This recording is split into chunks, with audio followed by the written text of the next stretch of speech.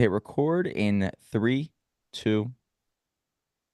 Welcome to another episode of Million Dollar Stories, where we get to interview authors from all over the world. I love talking to authors because they have the courage to take their thoughts, their stories, their lessons, put it down in a book and share it with the many, ultimately changing their legacy and destiny in the process. And if you're out there and you want to write a book, check out dreamstarterspublishing.com. We can help you out with wherever you're at in the process.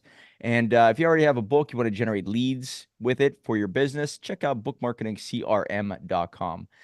This book is absolutely perfect for those who are maybe planning that next stage of their life. My dad recently, I don't know, past couple years retired from work, and I'm able to see how he lives and how he has changed. And now that he lives by himself since my mom passed away, I see how it's definitely an identity shift. And he's trying to find these things around the house to do to keep him busy. And that's why I'm very curious about this book that we're about to talk about. It's called Keys to a Successful Retirement: Staying Happy, Active, and Productive in Your Retired Years. And we have the author with us today, Fritz Gilbert. Thanks so much for being here, man.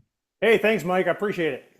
Well, let's start off with the genesis of this book. It sounds like you were about to retire or you were just starting to retire, and that's when you put this book together. So, how did it all come about? And also, can you give us a quick little background on where you come from and what got you to where you're at now? Sure, let me start with that and then we'll get into the book. So, typical career path, I guess, went to college, got out of college, did a couple interviews, landed a job in the aluminum industry, figured, well, it's not really what I want to do, but I'll do it for a couple years, get some experience. 33 years later, I retired from the aluminum industry at 55 years of age. So, I rode the horse the whole way through Wow, and early retirement though, 55. That's pretty awesome. got out early, so that was awesome. And it was never really a major goal of mine. It just kind of happened. We'd always kind of saved aggressively, but not kind of fire aggressively. And every time I got a pay raise, say I got a 3% raise, I'd increase the savings maybe 2% and take an extra 1% home. Kind of minimize the lifestyle inflation and increase your savings rate along the way. And you do that over a 30-year career, and guess what? It can lead you to an early retirement if you do it right. So, yeah, that was my story. And married, got a wonderful daughter and a granddaughter now who's 5 years old. So, retired. We were in Atlanta when I retired, and we relocated up to the mountains in the southern Appalachian Mountains on the Georgia-Tennessee border. And that's where I'm at now. I built this recording studio, writing studio a couple years after I retired, and we're loving life up here in the mountains. So it's cool. Nice. So the book, 3 years before I retired, I was just kind of starting to explore, what do I want to do when I retire? Let's start a couple things as experiments, see what sticks. And I started writing a blog called The Retirement Manifesto, just kind of on a whim. And didn't really know much about writing, had corporate emails for years, obviously, things like that. But turns out, Mike, I just love the writing process and I really enjoyed writing. So I wrote every single week for 6 straight years on my blog, grew a pretty decent audience with it. So that was 3 years before I retired. I started that. The book came around 2 years after I retired. And what it does is it basically looks at, I had a very smooth transition to retirement. We're absolutely loving life. A lot of people struggle with that transition. And we had, my wife and I, surprisingly smooth transition. And we are absolutely embracing retirement. We love this stage of life. So it was really an opportunity to look back 2 years after the fact and say, okay, I've been writing for 5 years. I've lived it. What did I do in those last couple of years of work that helped make that transition so smooth? And basically, out of all the things I've written, what are the top tips? What are the best suggestions I can give to the world that can help them replicate success in the transition to retirement? So that's kind of what the genesis was about. Wow. And so I looked through a little bit of your book and it talks about how it's like baking a cake. Now, I didn't Yeah. understand that because I didn't read that chapter, but can you explain that to our audience? Yeah, the premise was, you've got to think about what are you trying to build? You're trying to build a successful retirement, right? Well, let's think about it from a baking analogy. What are you trying to bake? I'm trying to bake a cake. Okay. So what ingredients do you need to put into the product you're trying to make? And and in what order do you put those ingredients in, right? So what do you leave out? It's the analogy is pretty good because if you think about um, I use eggs as an example too. Eggs I use as a replica for money. You've got to have enough eggs because you can't go ask your neighbor for eggs after you retire, right? So you've got to have the financial stability, the financial independence. So there's a chapter on that. How do you make sure you're ready to retire? How do you do the math? 4% rule, stuff like that. And then more importantly, it gets into the real focus of the book is on the non-financial side of it, which is mindset, really a big part of it, pursuing your curiosity, things like that. Those are really elements that go into the cake, right? You've got to be intentional and say, I'm going to have a positive mindset about this. I wrote a post shortly before I retired called The 10 Commandments of Retirement. And what they were kind of what are the guiding principles I want to apply to my retirement. This was very close to my retirement date. And it was really just setting my mindset for what do I want my mental attitude to be as I go into this transition. And I tell you what, Mike, it's hanging behind me up on that bookshelf on the side of it. I still look at it. Number one was have an attitude of gratitude. And as I look through that list of the 10 commandments, they're really focused on the non-financial aspects of retirement and being generous, giving back. You could argue that might be some financial, but my wife started a nonprofit, which we're now very active in retirement. Wow. So a lot of the principles, pursue your curiosity. I mentioned that earlier. This studio that I'm in now, there's a woodworking shop on the other side of that wall. That kind of came about through pursuing my curiosity. Now I build dog houses for my wife's charity. I should mention that. It's called Freedom for Fido. And we build free fences for low-income families that have dogs on chains. It's awesome. We got 130. Oh, that's a great charity, man. It's cool. We got 200 volunteers involved now. We've got big annual fundraisers. We've built 130 fences. We've freed over 300 dogs from life on a chain. It's much bigger in my life than my writing is, to give you a sense of scale. It's a really significant thing. But we also need to build dog houses and shelters and stuff like that. That kind of led into the woodworking and the shop. So again, this ties into the book, pursuing curiosity, having that lifelong learning gene. That's one of the ingredients you got to make sure is in your retirement cake. So back to your question, the analogy of baking a cake is really thinking about what elements do you want to make sure you grab onto as you're getting into the retirement transition.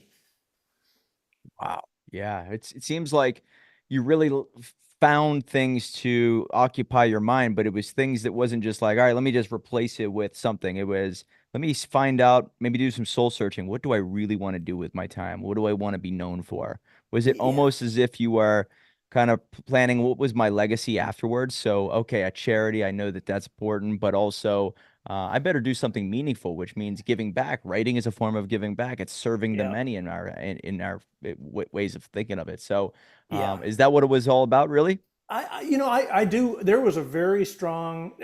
Let me back up. The interesting thing that's happened with me, and I think it happens with most retirees, is if I look back at what I was thinking a year or two before retirement, and I compare it now, I've been retired 5.5 years, and if I look at the things I'm actually doing, a lot of those things wouldn't have even been on that list. Building a woodworking shop wouldn't have been on the list. Running a charity wouldn't have been on the list. The things that are important is the concepts and the ideas. I wanted to be generous. I wanted to find a way to give back. We no longer needed to work for a living. So what could we do with our time that could give back to others? It was a time to give back. And that was a big philosophical keystone that I wanted to have. It's time to give back to others. How you do that and how it transpires, typically it evolves in ways that you don't see coming. So I think to answer your question, yes, there was definitely an element of wanting to give back, wanting to create a legacy, but how that actually transpires and evolves in time, it's a very serendipitous process, and it's really fun to go through it. So we try a lot of different things, and some stick, some don't. That's fine. It's exploration, it's curiosity. There's an interesting concept. I wrote an article about this called "The 4 Phases of Retirement." I didn't come up with the concept. I can't remember the guy that did, but Riley Gaines, I think it is, Riley Moynes. And his YouTube, he did a TED Talk on it, and it went viral, over 1 million views. And the thing where all this matters is 80-90% of retirees get stuck in phase 2. Okay, phase 1 is vacation. Everybody experiences it. It's great. Hey, I'm retired. After about a year, most people go into this phase 2, which is kind of you feel unsettled. Just things aren't quite right. And what it comes down to is all of those non-financial elements you used to get from work are gone, right? Your relationships, your purpose, your structure to your day, your, objectives, all those things that you didn't even realize you were getting from work, you're starting to miss. So Hmm. so finding a way that you can replace each one of those in a retirement lifestyle is really important. And that's part of the keys of retirement too, is thinking about how you're going to replace these non-financial attributes that you once received from work. Relationships, huge one, right? There's a chapter in the book on that. Maybe you don't really like the people you work with. Okay, but you're still working with people, you're interacting with them, you're involved in relationships, and that's gone. And you always say, hey, we'll keep in touch. You never do, right? So finding a way to replace those relationships and start working on that before you get to retirement is really important. And focusing obviously on the relationship with your spouse or partner, because you're going to be spending a lot more time together. So there's a lot in the book about that and how you focus on relationships. And the interesting thing about the charity work, if you think about what we just talked about, it basically checks all those boxes on replacing those elements that I once got from work. It's a sense of identity, right? As is my writing. I'm an author. I'm also this guy that's running Freedom for Fido with my wife. So there's a sense of identity that you lose. So the relationships, we've got these great volunteers. We have a lot of fun, and those are all great relationships. It's physical activity. You're outside. You're getting exercise. It just checks all these boxes, and we never would have dreamed of running a charity. We knew we'd probably be involved in doing some kind of charitable work, but it's just interesting how that led to actually forming this charity and running it and getting all the benefits from it. When it comes to finances, I mean, you just said the 4% rule. I'd love to just expand on that a little Sure. bit, but when I think of even my bank account, if I get nervous if I don't see it continually grow, right? If it stays Yeah. the same, or if it dips a little bit without a replenishment right away, I don't know. I just get this nervous feeling. So when people retire, my assumption is, well, they got 400,000 in the bank, and it's just going to dwindle over time, and they're going to die before it runs out. Yeah. So that is a plan that I think people live by. But when it comes to financial literacy and financial IQ, which we talk about on this podcast quite a bit, I believe there needs to be some type of understanding of wealth creation or growth. Therefore, you can sleep at night knowing your money's actually making you more money. So, Yeah. before you left that job, did you start to see your money grow? And tell us a little bit about that. Maybe that hesitancy of, oh my God, I'm going into no man's land. I don't know what those expenses look like and all that. So, Yeah. what was that Yeah. like, and what do you Yeah. recommend? Yeah. The transition from accumulation during your career to withdrawal and retirement, or making withdrawals. It's a big transition. And I spend a lot of time, especially what I found, Mike, is as you're preparing for retirement, the financial stuff is a lot bigger than it is after you actually retire, if you've done a good job with the planning of it. And I dedicate an entire chapter in the book to kind of structuring your financials to get ready for this transition. And what I use is a bucket strategy, where basically I have bucket one for cash, about 3 years worth of spending. Bucket two is kind of income producing bonds primarily. That's maybe 6 years of spending. And then everything else is in stocks for long-term growth to help offset inflation. So when you look at, And let's you say what? you Just have, at like the S&P 500 basic yeah, yeah. index? Yep, I'm a mutual fund guy, widely diversified Vanguard. I have a little bit of play money. I mess around with in a Charles Schwab account. I trade options and do stupid stuff, but that's just enough to scratch the itch. It's probably 5 or 10% of our entire portfolio. The Got it. vast majority of it, I leave it alone. It's in, I got Roth, I got IRAs, I've got, after tax accounts. Tax location is important too, especially if you retire early. Being able to get to those funds is part of the planning process as well, obviously, because you got to be 59 and a half, right, to tap into retirement accounts. Yeah. There's some ways to get around that, but basically, you've got to make sure you've developed that strategy to get between age 55 and 60 to when you can tap into the retirement funds. We do Roth conversions, we do all that kind of stuff. Back up to your question. Part of the bucket strategy, and it's worked really well for us, is we have 3 years of cash sitting there, and I've basically replicated the paycheck. So every month there's money that it's the bucket one is sitting in a Capital One 360 money market fund, and every month it just automatically transfers what we know we can safely spend. Every year end, I look at our net worth. I'd subtract out the non-spendable assets, the house, the cars. So you come up with a liquidity pool that you can spend from. And I use about a 3.25% safe withdrawal rate just to be a little conservative. So I multiply that out, say, okay, we can spend X per year. Let's say it's, let's make the math easy. Let's say it's 60,000 a year. Well, that's 5,000 a month. So every month, $5,000 transfers over from this Capital One into our checking account, and we just spend it. That's fine. So if our checking account grows, we know we're underspending. Common problem in retirement, by the way. If we're starting to not get to the end of the month, oh, wait a minute, we better cut things back. So it automates your spending guardrails and keeps you within your safe withdrawal rate, just because the only thing you have to look at is your checking account. So it's beautiful. And then the second part of it is, at the end of the year, you can look at your Capital One 360, January 1st date to December 31st date. Guess what? You know how much you spent, because all that money you're spending is automatically transferring out of there. Yeah. So it works really well. Now, to your point about, do you watch that balance dwindle all the time? I mean, realistically, your net worth is going to grow. If you're pulling out 3 to 4%, you're hoping to get growth, let's say 8%-ish over time. If you got a 70-30, 80-20 portfolio, stocks and bonds. So you should see, and I've seen this since I've retired, even though you're spending out of it, your net worth continues to grow year on year. And you know, you'll have dips, sure. You know, the COVID thing, there was a correction. It never bothered me, because I knew we had enough liquidity to ride out, you know, any short-term blips, and over time things would typically correct. The trick is to avoid selling the stocks in a downturn and having these buckets. Some people argue, yeah, you don't really need all that. It's more of a mind game. Fine, if it's a mind game, it works. It keeps you from getting nervous when the market comes down, because you're looking at buckets 1 and 2 saying, you know what, I got enough liquidity in there, I don't have to worry about the stocks. It was interesting when stocks and bonds both went down at the same time, you know, a year or two ago. That was, you know, interesting, but I never got stressed about it, Mike. I knew we were in it for the long haul, and I knew we had some flexibility in our spending. As we were preparing for retirement, your question, how do you know how much you're going to spend?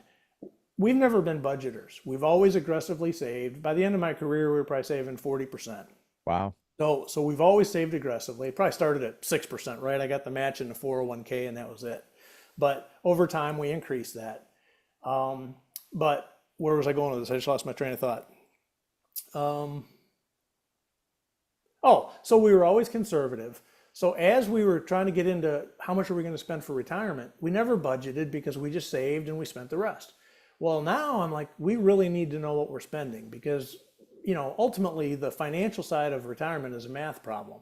How much are you going to spend, and how much income can you generate? So we went through an entire year, made it 11 months. I burned out after 11 months, but we tracked every penny we spent, set up a spreadsheet, manually typed in the receipts every couple days. And we tracked everything we spent, got an absolutely firm baseline, and said, okay, now let's think about what we want our life to be in retirement. How's it going to change? Well, we're going to sell the big house in the city. Okay, great. You can wipe out the mortgage. We paid off the cabin. So all you have left is property taxes and maintenance. Okay, fine. We want to start traveling in an RV. Okay, we got to buy the RV. Let's figure out some liquidity for that. Great. How much is that going to cost? Okay, we're going to travel so many days a year, you know, campground fees, blah, blah, blah. And we built a retirement spending forecast based on our known actual today, revised according to what we think is going to be our retirement lifestyle. And we were conservative. We estimate healthcare. I had to buy private healthcare. Still am. I'm only 61 now.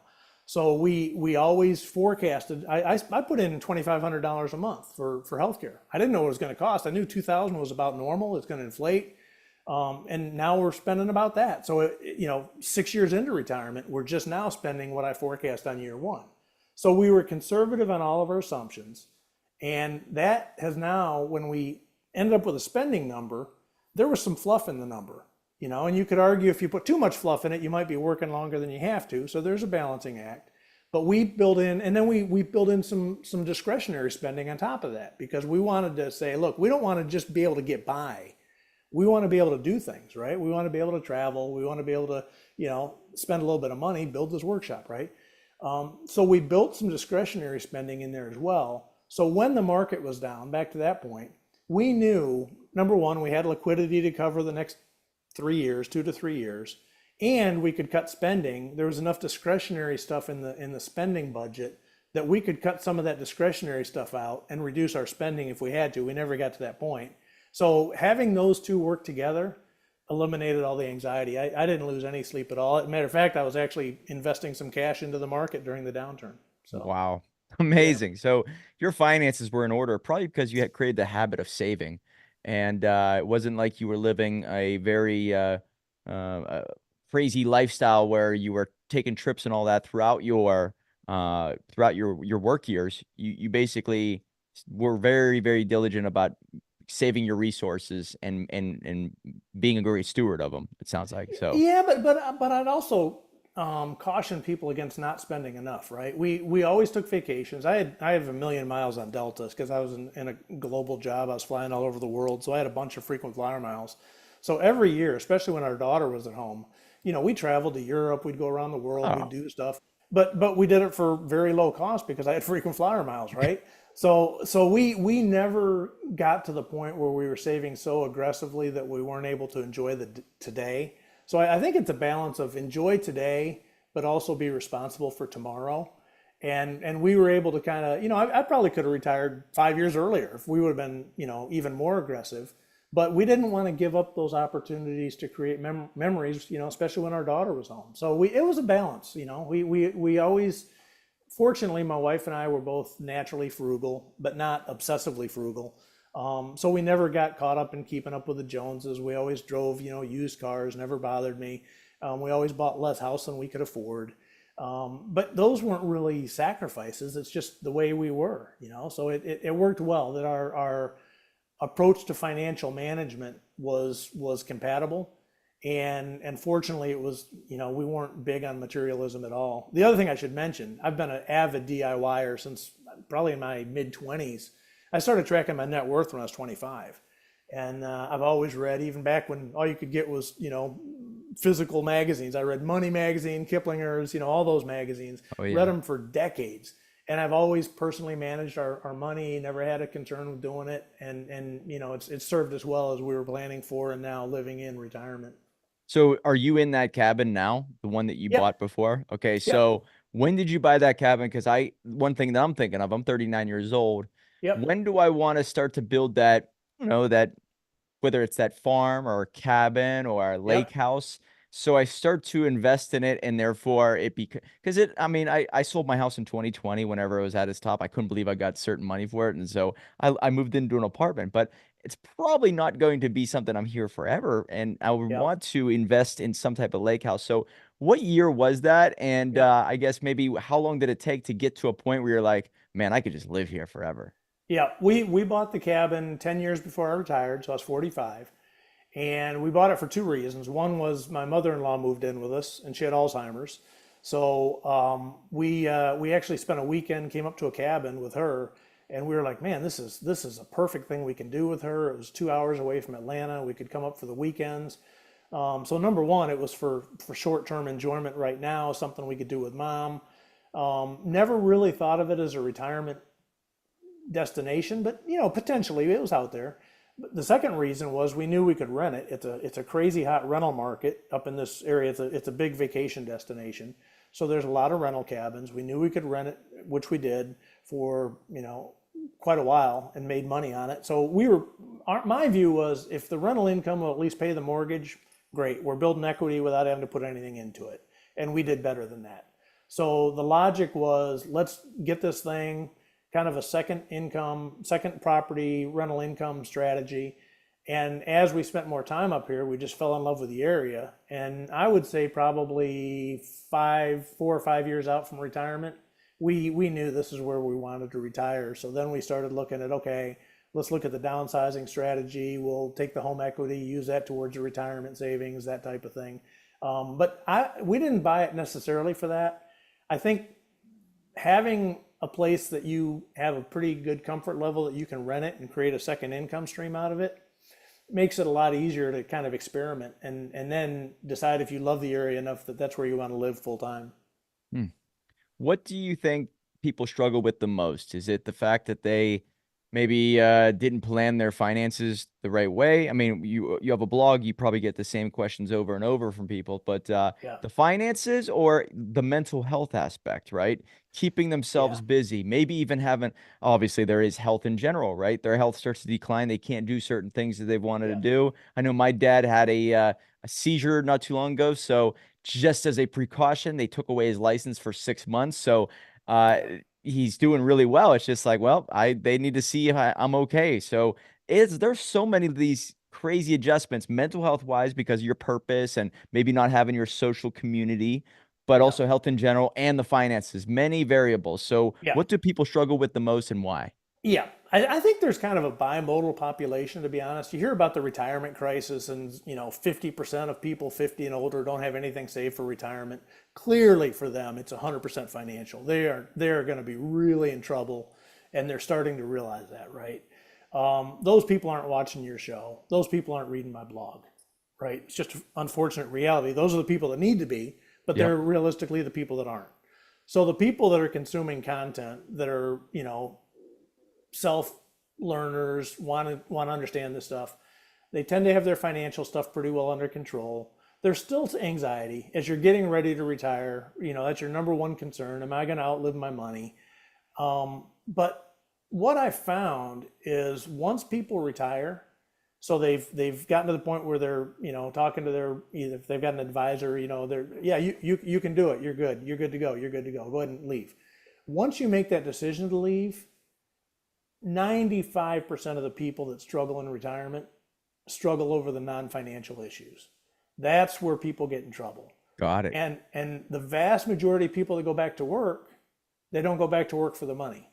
They go back to work because they're looking for that relationship, that sense of purpose, that structure, that identity, all those things we talked about. You can get that back easily. You can go back to work, right?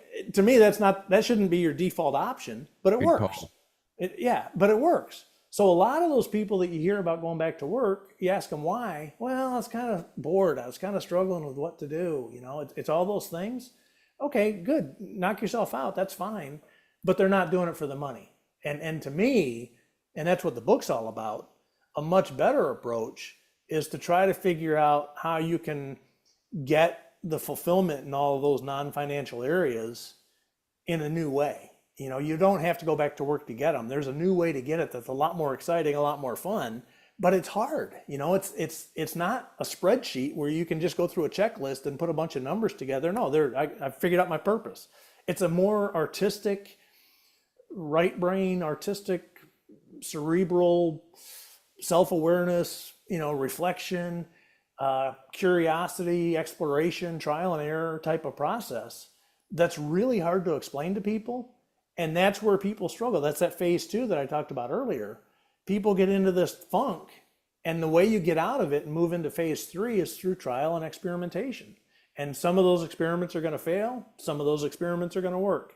And once you get a couple of them that work, I've got my blog, we've got Freedom for Fido, we got a couple things that are working here, right? And we're getting that fulfillment, but it was through a process of experimentation. I mentioned I started my blog purely as an experiment, but I started it 3 years before I retired, right? That's the big lesson I got from my experience and what the book focuses on. The more of this type of thing you can do in your last couple of years of work, the more the smoother that transition will be, because those things will be starting to bear fruit. It's kind of like starting a second income, a side hustle. You're not going to be hitting it on day one, right? It's going to take you a year to scale this thing and figure out how to deal with the social media and the promotion and write a book. Those things take time. And if you can build in a little bit of a lead time, get some of that stuff underway in your last couple of years of work, it makes the transition a lot smoother.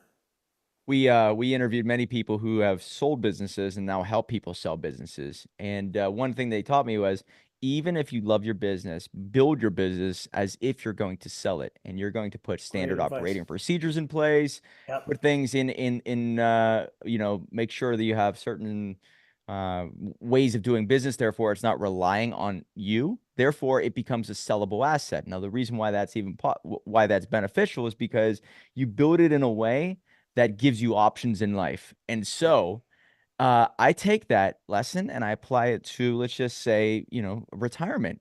let's just say that you love your job and you never want to retire. Well, start to plant the seeds that when you retire, you have these motorcycle trips with your buddies, right? Or Yep. you have this charity you want to work on, or this book you want to write. So now you have this checklist, which gives you this mission still in life. And I would think that a lot of people don't think about that until they punch out, where, Yep. okay, once this chapter ends, I'll start thinking about it.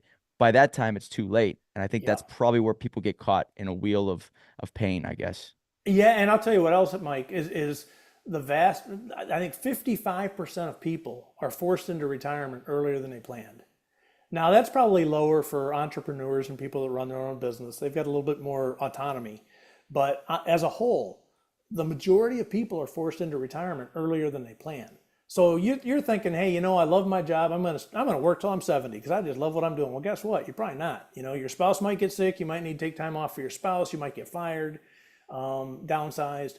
As you get older, like it or not, ageism is a thing, and you're less valuable. Now, my dad was in the academic world, and I would argue in the academic world it's a little bit different. Age tends to be respected more, but outside of that, in almost every profession, as you get older, your employment risk goes up. So don't and the people that struggle the most are the hard charging type A, conquer the mountain, and they just think they're going to work forever. They love what they're doing. They're totally tied to their sense of identity is tied into work, and they get fired. They never saw it coming. Those are the people that struggle the most with the transition, and it can be pretty hard. There's a guy named Mike Drack. I don't know if you're familiar with him. He wrote a book called Retirement Heaven or Hell, and he was a pretty high level banker. Got fired, didn't see it coming. Type A, went into retirement hell, and the book is all about his transition from retirement hell and finding his way to retirement heaven. So yeah, a lot of people struggle with it. Well, in your book, it's cool that you put this in here, but the passion resources, those people who are struggling for that, what the hell do I do now? I mean, what do I really love? I would assume that it's almost as if like there are some dreams that you let go of when you were a kid to pursue this family or this career. And maybe this is the time to go back. And you have some resources here, whether it's Help Guide, Mental Health America, SAM, HSA, Yep. all kinds of different resources. I would think that to me, I've always just pursued if I'm passionate about it, I bet I could keep doing it for a while, but I got to make sure it's part of my perfect average day. If I love it, I'm going to keep it in there. Of course, I don't have any kids or I'm not married, so there are certain things that I really didn't have to give up in order to just keep my business going. So I like how you put this in here because I do see a lot of people, and I've been out with some girls recently who are in the 35 to 45-year-old range. And I'm like, what do you like to do for fun? Fun? I don't have any things I do for fun. I take care of my kids, like, oh, Yeah. wait a second.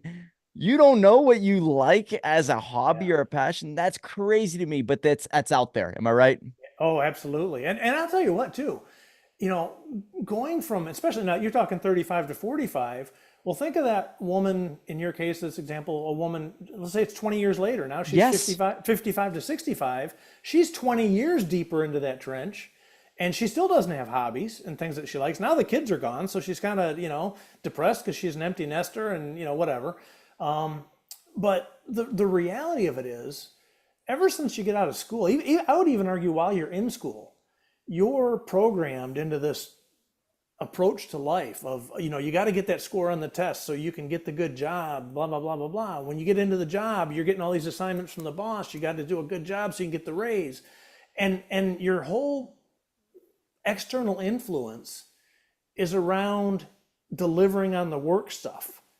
And that, if you don't fight it, and very few people do, that kind of blocks out that element of your brain that you used to use as a kid when you would just go out and explore and have fun. And learning how to do that again and find new hobbies and experiment with new things, that takes some time. That's part of this transition and why a lot of people struggle in this phase too. You've kind of got to reprogram your brain into being open to, instead of just delivering on the task and the thing at work, now it's exploration and experimentation. And my biggest thing to people is really foster your sense of curiosity. There you go. And if That you, word. I was if thinking of that I word for love you. curiosity, yeah, and if you're curious about something, my writing, great example.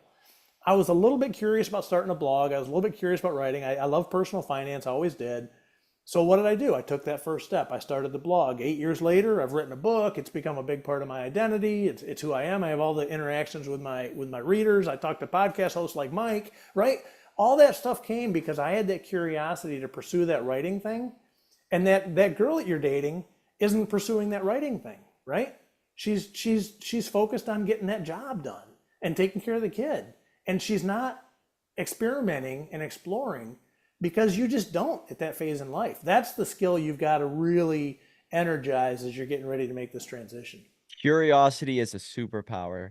And Yeah, I can tell that that is something you encompass quite a bit because you're yeah, curious about what it's like for people who are struggling with retirement. What you're curious about how we could probably grow this Freedom for Fido charity, right? You're curious about just woodworking in general.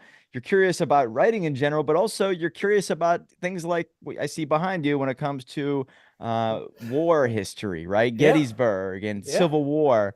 And yeah, this will keep your mind busy. So there's a yeah. great study that was done. I think it was a 25-year study. And this might be something you might want to put in your blog, or you probably already know about it, but 25-year Oh, study. Harvard. Yep. Well, I don't know if it's Oh, the maybe one, but maybe not. Okay, sorry. 25-year study, and it showed individuals who lived longer.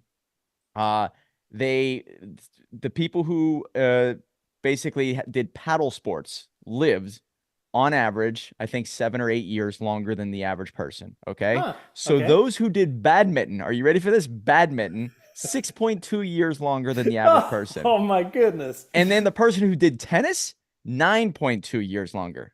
So Wow. look at this. Okay. Now they broke it down into why is this person living longer? Well, the brain has to have this fast twitch muscle to make decisions on the fly, which keep it operational at a high level, but also because it's low impact, you're able to stay around and do it for a long time. But it's finesse, and therefore it's cardio, therefore it's taking care of the Yep. body, Yep. and it is the excitement of competition that men need, Yep. right? Yep. So Perfect. Makes all of sense. this, and I'm thinking to myself, all right, when I see what you're out there doing, it's basically you need something to keep the brain operational at a very high level Yeah. and curiosity, but also pursuing things that are like, the war history. What did they do? What did Adam Smith talk about in his book, The Wealth of Yep. Nations, right? Like, I want to Yep. find out more about that. Yep. So, if there's anything you could say about that, because I'm so blown Yeah. away by war history myself that if I ever did get really bored, I think I could get in my Jeep and just drive to Gettysburg. I'm not too far away. Absolutely. I'll tell you two things, Mike. One is absolutely you got to exercise your brain, right? Your brain got exercise at work. That's one thing work did provide. It provided that mental challenge. You've got to find a way to replace that. So you've got to find a way to challenge your brain. My writing does that, right? Interacting with podcast guests, you got to think. You're on your feet. I also play paddle sports, pickleball. Unfortunately, I'm an old guy. Everybody's playing pickleball, Yeah, right. No but wonder, man. that's okay. But you take care of your brain and you take care of your body. You know, I bought a spin bike, you know, Peloton. I got the Nordic Track knockoff. It was cheaper, but I work out 3 to 4 days a week hard. You know, I do weights, I do cardio, I run. I still run. I'm 61 years old. I run, I trail run, I hike, I do all kinds of stuff. So I really focus on the physical activity because that's one thing you can control, and that is going to help. You know, it's all. I don't know if you've read. I just drew a blank. It's lifespan, not health span, right? Yeah, Peter Attia. Oh yeah. It's all about you want to live as many years healthily as you can, because what good is it if you're, you know, in a nursing home? Yeah, okay, you got all the money you need, but you're a vegetable in a nursing home. Nobody wants to live that way. You Right. can control that to some extent, to a large extent, by physical activity. That's number one. Number two, you can do the same thing with your brain, and I think you have to do that thing with your brain. And you're a book guy, right? $1 million book right there behind you in neon. Books are a great way to exercise the mind because you're pulling this intelligence. You know, to write a book like this, yeah, simple little book, took me 6 months, right? It's a lot of work. You're really trying to pull the best stuff out of your brain, and then it gets edited and refined and worked on. Every book is like that. So every book is a wealth of knowledge from somebody that's gone before you, and you can read a book on anything. So, you know, just last week we were on vacation. We were up near the DC area, and I like to read a lot of different types of topics. So I was reading a book about the Civil War. Gods and Generals, great book, by the way. It focuses on four generals through the Civil War. And I was reading this chapter about Fredericksburg, worst Northern Union loss in the war. They got slaughtered. It was brutal, and and we were not that far away from Fredericksburg. And literally, when we went on this vacation, we said, let's make this vacation different. Here you go about, you know, not getting stuck in a rut, keeping yourself open to things. So we said, we're going to make this vacation different. We're not going to schedule anything. It's going to be a total serendipity vacation. So the day before, we're hanging around DC. We're like, oh, what are we going to do tomorrow? And I'm like, I can't believe this, but this is like, we're laying in bed 10 o'clock at night. I said, I just finished this chapter on Fredericksburg. That's only like an hour from here. What do you say we go down to Fredericksburg tomorrow and check it out? So we did. And so I had just read about the battle, and then I went down and I saw the battlefield where it happened. So one of the things, I wrote an article about it. Actually, it hasn't come out yet. It's coming out next week. 3 tips to improve your retirement. And one of them was, build a vacation around something you're reading, right? If you're interested in a book and Yorktown, we went to Yorktown when we were in the area. I'd read a book maybe a year ago about Yorktown, which is where we won the Revolutionary War. I do like history. And we were like, hey, Yorktown's pretty close. Let's go down to Yorktown and see where, we stuck it to the Brits. So that was cool. So read about things. And as you read, Daniel Boone, another one, Cumberland Gap, where he first found the path over the Appalachian Mountains during the westward expansion. I was like, we're laying out this path where we're going to go. And I was like, why don't we come back through Cumberland Gap? I've always wanted to see it. So less than a week ago, I literally hiked over Cumberland Gap, right where Daniel Boone did, and I'd read about it in a book.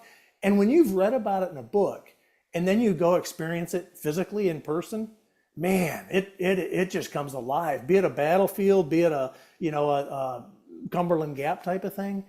Find something that interests you, read about it, and then take a trip and go see the place. Those are the ways you can challenge your brain to stay engaged and have fun in the process. Yeah, I love that. I drove around the country a couple years ago in my Jeep, and everywhere I was going, by the way, very serendipitous myself, where I was just like, where do I want to go? All right, let's go check out Mount Rushmore, right? So Perfect. Yep. while I'm driving there, I'd put on the YouTube like documentary of how they built it. And I'm just like Perfect. blown away. By the time I get there, I'm like, oh my God, look, I gotta check that out. I gotta check that out. So Yeah. it could just be an audiobook even. So Yeah. I Yeah. like what you're Absolutely. saying. Absolutely. Yep. Well, the book, guys, is called Keys to a Successful Retirement: Staying Happy, Active, and Productive in Your Retired Years. You have this charity, Freedom for Fido. Is it freedomforfido.org? Is it easy to find on there? It sure is. Yep. We're on Facebook. We got our website. We're everywhere. Yeah. Look us up. My God, that fits my core values. So I got to look into that. I'm a big dog fanatic, and freedom is my core value. So my God, we can actually bridge the gap, and maybe there's a way we can work together, and I Let can me support that. let me encourage you, Mike. Look on our Facebook page. We have a website, but on our Facebook page, we actually post every build that we do, and at the end of the builds, we call it Freedom Day, and we take these dogs off the chains and we let them run for the first time. And even after 130 builds, man, it still brings tears to your eyes when you see these dogs that have been on chain for 5, 6, 7 years, and they're able to run for the first time. Man, that's what giving back's all about. So freedom, absolutely, and there's a reason we put freedom in the name. I'm a freedom guy too, just like you. Oh and my and and God. and, and that is so rewarding to know that you made a difference. So check out our Facebook page, Freedom for Fido on Facebook, and you'll see videos of these dogs running free, and you'll see a bunch of pictures of me and all of our volunteers. You can tell we're having fun. It's a great time. So I appreciate you giving us a shout out on the charity too. That's Oh, I awesome. commend that. So whatever I could do, I would want to support it in some way. So I'm gonna take a look at it and see what we can do. But guys, check out that. I know everybody that pretty much follows me knows I'm a dog lover, and many dog lovers in our community. So check it out. Also, the blog, I want to give that blog a shout out too. What's the blog website? Yep, the Retirement Manifesto. Yep, or you can just Google my name, Fritz Gilbert, and you'll find it that way. But the Retirement Manifesto. Beautiful. Guys, his book has over 1,104 reviews, 4.5 stars, resonating with the world. Just came out in 2020. And so if you're out there, whether you're about to retire or you know someone who has or is going to go through that, it's a great book for it. And he's obviously a patriot who knows how important it is to keep this country free. So Fritz Gilbert, thank you so much for being here, man. I really appreciate your time and also rescheduling with me. That was awesome of you. Hey, no problem. Happy to do it. And thanks for having me on. I appreciate it. Remember, guys, $1 million book will lead to $1 million life. Right on.